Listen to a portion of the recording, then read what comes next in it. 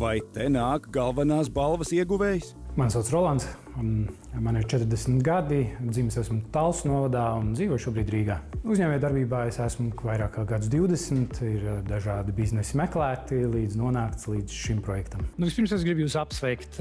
Jūs piedalāties vēsturiskā brīdī. Tehnoloģija, cilvēku sabiedrības iesaistīšana problēmas risināšanā maina nozari. Un mēs Easy Peasy šobrīd mainam nozari. Pārtikas aprits nozari. Šobrīd visa Eiropa ir konstatējusi, ka pārtikas aprite Eiropā ir sarežģījumi. Tur ir Eiropas Green Deal un dažādi citi risinājumi, kā samazināt CO2 izmešus un kā padarīt vietēji pieejamu pārtikas produktu lētāku. Un mēs Easy Peasy nākam ar risinājumu. Tātad mums ir vairākas daļas, turieties krēslos, es ātri iešu cauri. Tātad mums ir sūtījuma birža, kur jebkurš uzņēmējs, jebkurš pārvadātājs vai privātpersona var kļūt par partneri un piegādāt atbilstoši savai temperatūras režīmam pieejamā transportā sūtījumus. Aplikācija strādā, cilvēki reģistrējās, pārvadājums ved. Tālāk, strādājot ar šo aplikāciju, mēs sapratām, ka izaicinājums ir, kā savākt šos sūtījumus. Piemēram, Tukumā ir daudz zemnieki, mazie ražotāji, kur ražo pa 1 līdz 3 līdz 10 sūtījumiem. Viņiem uz Rīgu atbraukt ir nereāli, tas ir dārgi. Tātad viņi šobrīd Tukuma pakumātā ievieto sūtījumus.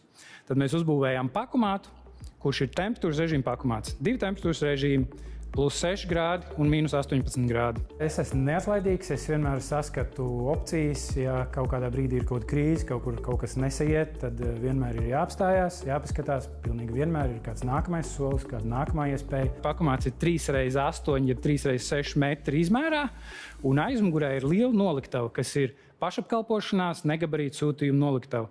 Jo aptuveni 70% zemnieku, kur piedāvā savu produktu gala patērētājiem, strādā arī ar tirdzniecības ķēdēm, restorāniem. Tātad atrisinot viņam tikai šo te gala patērētāju problēmu, mēs neatrisinam viņu pārvietošanās problēmu. Tad šeit ir pilnais komplekts, un lai jūs saprastu, par ko mēs runājam, šeit ir arī opcija, ka gribu jūs pacienāt ar kvalitatīvāko produktu, kas ir uzglabāts kvalitatīvā temperatūrā un pieejams jums ērtā laikā. Apmēram 70% šobrīd mums ir kūks un dažādi šādi tipa gardumi. Mums ir ļoti daudz klienti sievietes, kas pasūta tortis un gaļas. Piemēram, tortis uz svinībām viņas nāk izņemt naktī, kad ir nagi mati kleitas sagatavotas, un tad naktī paņem vēl torti un nav jārēķinās ar kurjeru piegādes laiku. Ir gan privātpersona privātpersonai, gan privātpersona uzņēmējam, ja?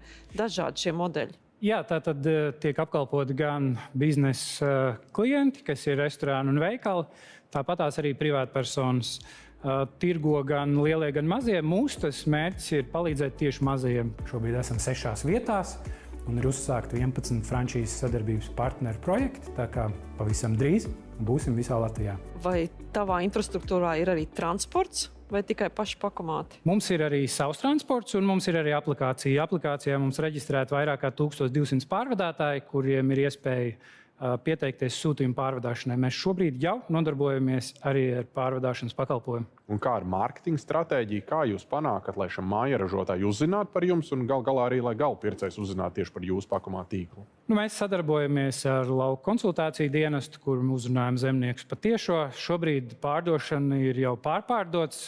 Zemnieki ir pieteikušies visās pozīcijās, kur viņi ļoti labprāt sūtītu, ir devuši apjoms.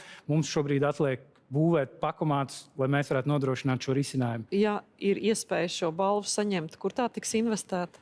Tad mēs gribam nodrošināt pilno ciklu. Ļoti daudz zemnieki saka, ok, super, Roland, ka tu man vari palīdzēt to produktu dabūt līdz tai Rīgai, bet kam man viņu pārdot?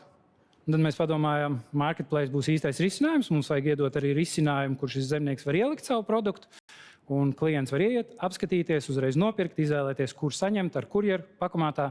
Un zemniekam atliek audzēt savu produktu un neiedziļināties pārējos posmos. 20,000 palīdzēs šo te marketplace aktivizēt. Vai vismaz 2 jā būs iegūti, lai iekļūtu nākamajā kārtā? Tajā biznesa vīzijā, kaut uzzīmēji, ir, manuprāt, ļoti daudz visādu tādu elementu, kur mums ir inovācija šeit, un tad mums ir vēl šitāds interesants elements, un tad vēl ir tāds elements, un tad viņi visi ļoti sadarbojās. Normāli man tas droši vien no investoru perspektīvas paceltu kaut kādus sarkanus karogus, jo tur ļoti daudz vietu, kur kaut kas var neizdoties.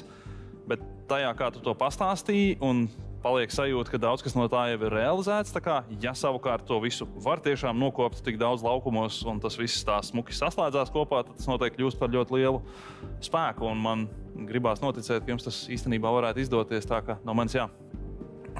Prezentācija bija ļoti laba. No manis jā. Acis deg. Un, ja man būtu par to jāstāst, un ja es būtu tas frančīzes ņēmējs un mēģinātu iet un popularizēt to stāstu, es noteikti to varētu izdarīt. Tāpēc es ticu tai idejai, jo man ir pārliecība, ka jūs paši viņai ticat. Un es šovakar saku jā. Paldies!